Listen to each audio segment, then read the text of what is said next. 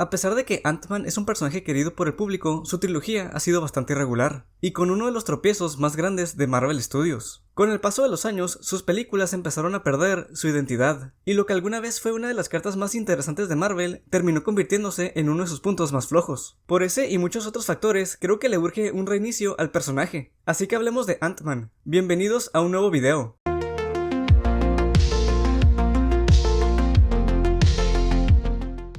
Con su trilogía hecha y varias apariciones en otras películas, Scott es un personaje que a todos les cae bien. Vamos, no creo que nadie lo odie especialmente. Fue introducido al final de la fase 2, y ha participado en varias de las películas más importantes del UCM. Esto y el éxito que fue la primera película teniendo un presupuesto relativamente bajo para lo que son estas películas, hizo que tuviera muchísima visibilidad. Se convirtió en el favorito de muchos, y a Marvel Studios le fue fácil crear una nueva franquicia alrededor de él. Lo cual no era ninguna sorpresa, con este universo comenzando a expandirse más allá de los 6 Vengadores principales y siendo un personaje importante en los cómics parecía una progresión lógica, pero poco a poco sus películas fueron perdiendo lo que lo hacían especial. Pero ¿dónde fue que perdió el camino? La primera película se estrenó en el 2015, justo después de Vengadores: La Era de Ultron, pero el proyecto llevaba trabajándose desde mucho antes. Edgar Wright estuvo trabajando en la película desde el 2006, pero por diferencias creativas entre el director y Marvel Studios tuvo que abandonar la película. Entró Peyton Reed y la película se llevó a cabo, aunque la mayoría del éxito se le atribuye al trabajo previo de Wright, y se dice que Reed solo llegó para terminar el trabajo ya empezado. La decisión más importante fue centrarse en Scott Lang, el segundo Ant-Man, y no en Hank Pym, pues no querían que fuera una película de origen, sino una película de atracos, y Scott, siendo un ladrón, encajaba con la idea que querían llevar a cabo. Eso no quería decir que iban a dejar a Hank de lado, sino que sería el mentor siendo un héroe del pasado. Hank lo recluta porque quiere impedir que su exalumno, Darren Cross, copie y comercialice la tecnología de las partículas Pym. Scott entrena con el traje de Ant-Man, aprende a controlar las hormigas y junto a Hank y Hope planean un atraco para robar el traje de Cross, el Yellow Jacket.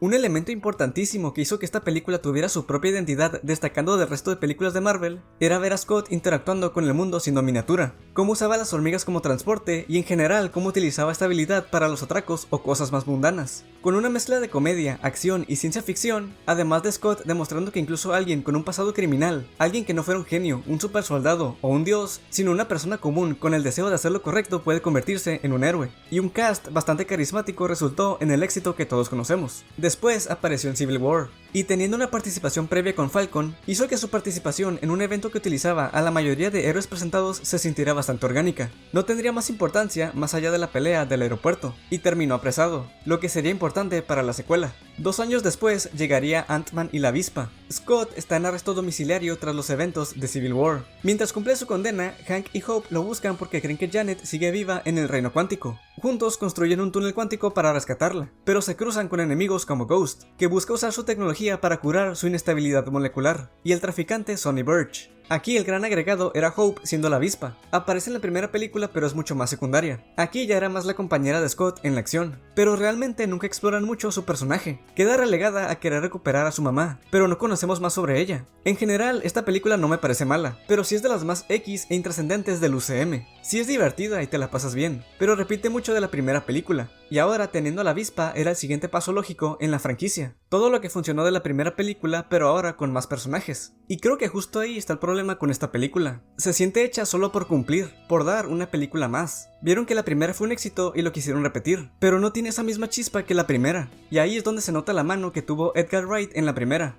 El momento en el que se estrenó la secuela tampoco creo que fuera el ideal, pues vino justo después de Infinity War. Todos seguíamos con la emoción que nos dejó ese final, y le siguió una aventura de transición de Ant-Man, que repito, no es mala, pero veníamos de un pico muy alto. Y sí, la postcrédito conecta con Infinity War, pero toda una película de relleno que se siente como un capítulo de Tom y Jerry solo para ver esa escena me parece demasiado. Lo más importante de la película fue rescatar a Janet, pero solo el hecho de rescatarla no es más importante más allá de eso. Me hace pensar que tal vez esta película no era para nada necesaria. Pudimos tener esa misma escena con otro contexto, como Scott entrando al reino cuántico para buscar a Janet, y justo ahí pasa el chasquido de Thanos. La pudimos ver en otro momento, así como vimos a la familia de Hawkeye desaparecer al inicio de Endgame. Si al final lo importante era que Scott termina atrapado en el reino cuántico para descubrir los viajes en el tiempo. Esa escena pudo existir sin necesidad de toda una película, al menos eso creo yo. Después tendría una importancia más grande en Endgame, pues es gracias a él que logran descubrir los viajes en el tiempo para arreglar todo. Por ahí todo bien, pero en 2023 se estrenaría Quantumania, y aquí hay mucho de qué hablar.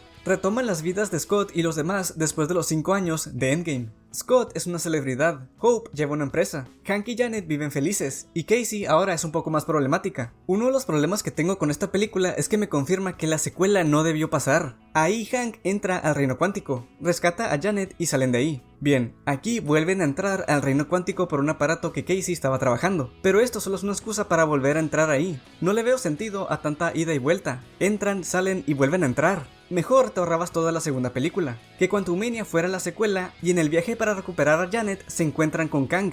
Independientemente de que Quantumania fuera la segunda o la tercera película, el planteamiento en sí ya nos presenta más problemas, porque seamos sinceros, presentar a Kang, la siguiente gran amenaza, en una película de Ant-Man fue una idea terrible. La única manera en la que hubiera tenido sentido es si Scott terminara muriendo. Imagina empezar una nueva fase con una película del personaje alegre, alguien querido por el público, y que termine con un final devastador. Mostraría que Kang va en serio, y no sería lo que la gente esperaría de una película de Ant-Man. Pero bueno, la película no fue así y ya sabemos cómo resultó. Así como la segunda repite algunas de las mejores cosas de la primera, Quantumania repite varias de las peores cosas de la segunda. Principalmente el no darle desarrollo a Hope. No es posible que haya salido en toda la trilogía y no sabemos prácticamente nada de ella. Es alguien que sabe pelear y manejar el traje de la avispa, pero dime algo sobre ella. ¿Qué es lo que le gusta? ¿Qué es lo que no le gusta? ¿Cuáles son sus metas? Yo qué sé, algo. Es de los personajes peor tratados de todo el UCM, porque en todas sus apariciones no es más que un NPC, cuando no debería ser así. En los cómics, la avispa es importantísima, es un miembro fundador de los Vengadores. Yo sé que no es el mismo personaje técnicamente, porque esa sería Janet, pero da igual, la avispa, el personaje como tal, debería ser un personaje relevante, y no es más que la novia de Scott. Y la película tiene más problemas, como gastar tiempo en gente cuántica que nunca vamos a volver a ver,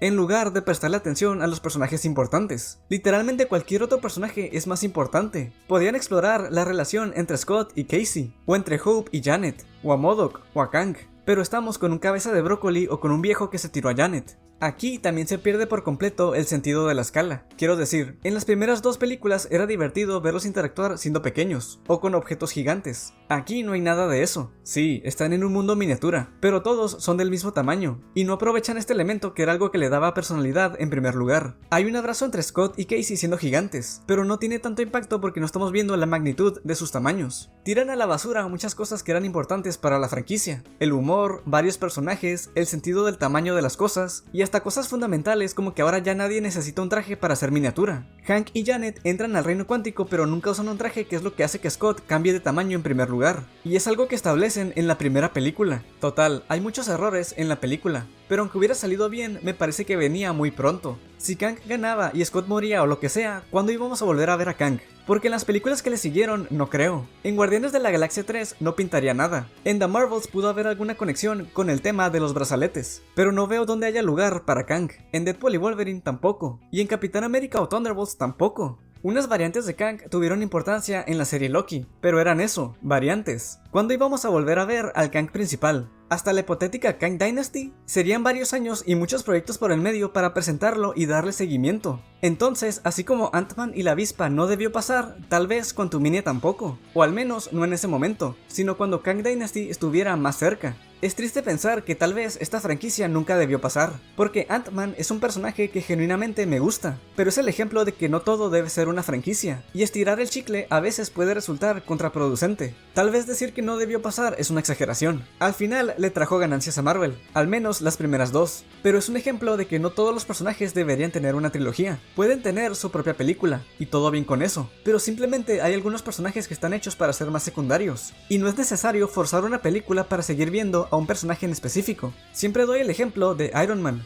Tuvo sus películas hasta la fase 2, y lo seguíamos viendo seguido sin necesidad de una Iron Man 4. Yo sé que Tony era una de las caras del UCM, pero el punto es ese. Se puede seguir viendo un personaje sin forzar una película que no te va a aportar mucho, y se puede usar todo ese tiempo, dinero y recursos en otras cosas más importantes. Ahora, me parece importante repasar el estado actual de la franquicia de Ant-Man tanto en las películas como en la vida real. La última vez que vimos a todos estos personajes fue en Quantumania. Scott tiene una mejor relación con su hija Casey. Ella ahora tiene un traje, y en The Marvels Kamala insinuó que será parte de los Jóvenes Vengadores. De Hope sabemos igual de poco que siempre, y Hank y Janet están felices juntos. El problema con ellos dos, al menos a mi parecer, es que ya no tienen tanto recorrido en el UCM. ¿Qué podrían aportar Hank o Janet en el futuro? Sinceramente creo que nada, y creo que hasta los actores lo saben. Michael Douglas en entrevistas ha dicho que no quiere regresar a estas películas, y una de las razones creo yo es que ve que no tiene nada que hacer aquí, además de que ya anunció su retiro de la actuación. Lo mismo con Evangeline Lilly. No sé si su retiro es tan definitivo como el de Michael Douglas, tal vez tiene una pequeña participación en Doomsday, pero en este caso ya nos quedamos sin Hank Pym y sin Hope. Janet es un personaje que ya no tiene futuro. Scott podría seguir siendo parte de los Vengadores, pero ya no tiene gran parte de sus personajes de apoyo, y Casey podría estar en los Jóvenes Vengadores, pero tampoco es un personaje especialmente querido por el público, y quién sabe cuánto tiempo falta para que los Jóvenes Vengadores se formen en las películas. Por todo eso es que creo que al universo Ant-Man le urge un reboot. Esta franquicia poco a poco ha ido perdiendo su chispa, y hasta sus actores, y tiene la oportunidad perfecta justo enfrente. Todos sabemos que después de Secret Wars, el UCM va a tener una especie de reinicio. No empezar desde cero, sino un soft reboot. Continuar el UCM pero con algunas diferencias, principalmente con los X-Men y Cuatro Fantásticos ya integrados en un mismo universo. Y este soft reboot también serviría para tener de vuelta algunos personajes con caras nuevas. Podríamos tener un nuevo Iron Man. Si quieren regresar a Steve Rogers, también sería el momento ideal. Una nueva Natasha, un nuevo T'Challa. Tener a todos los Vengadores originales con actores más jóvenes, para tener un nuevo universo con todos los personajes conviviendo. Y para que el universo Ant-Man tenga un reinicio y no se sienta repetitivo, esta vez el principal debería ser Hank. Scott es muy cool, pero ya es momento de ver a Hank Pym en todo su esplendor. Es un personaje muy completo y hasta controversial. Puede tener su propia película de origen, porque a diferencia de Spider-Man o los Cuatro Fantásticos, su origen nunca lo hemos visto en la pantalla. En la trilogía de Ant-Man nunca vimos cómo crea las partículas Pym, y después de tener su película lo podríamos seguir viendo en las películas de Vengadores, y darle un desarrollo brutal a lo largo de la saga. Los que han leído cómics o los que vieron los héroes más poderosos del planeta saben que Hank puede dar muchísimo juego, todavía más si lo juntas con otros genios, como Tony, Bruce o Reed, algo que nunca lo vimos hacer en la saga del infinito. Y así como Hank debería ser el hombre hormiga principal, Janet debería ser la avispa principal. Ellos dos son personajes importantísimos, son miembros fundadores de los Vengadores. En los cómics es Janet quien le da nombre al equipo. Hank es quien crea a Ultron, algo que en el UCM se lo tuvieron que dar a Bruce y Tony. En conclusión, Hank y Janet son personajes con un potencial enorme, que nunca se les aprovechó del todo en el UCM. Scott nos regaló momentos divertidos y entrañables, pero con el paso del tiempo su franquicia fue perdiendo chispa, hasta convertirse en un ejemplo de lo que pasa cuando se estira demasiado una historia que no tiene tanto para dar. Y lo peor de todo es que personajes que deberían ser igual de importantes, como Hope o Janet, quedaron relegados a simples secundarios sin la relevancia que debían tener. Ahora, con el futuro incierto de los actores y con el UCM que inevitablemente va a entrar en un soft reboot después de Secret Wars, Marvel Studios tiene en sus manos la oportunidad perfecta para redimir al Hombre Hormiga y su mundo. Un reinicio que no borre lo que ya vimos, pero que nos dé una nueva versión enfocada en Hank Pym y Janet Van Dyne. Personajes que realmente pueden aportar algo diferente y que merecen la importancia que se les ha negado hasta ahora. Con Hank y Janet al frente podremos ver una franquicia fresca, con dilemas morales y un peso histórico dentro de los Vengadores. Y claro, eso no significa que Scott tenga que desaparecer por completo. Podría parecer como un legado, un guiño al pasado, pero es el momento de dejar que la próxima generación conozca al Hombre Hormiga original. Si Marvel Studios realmente quiere recuperar la confianza del público, necesita arriesgarse y darle un giro fresco a sus personajes. Y créanme, no hay mejor oportunidad que con Hank Pym, un héroe que irónicamente ha sido tratado como alguien pequeño dentro del UCM, cuando en realidad tiene el potencial de ser uno de los grandes.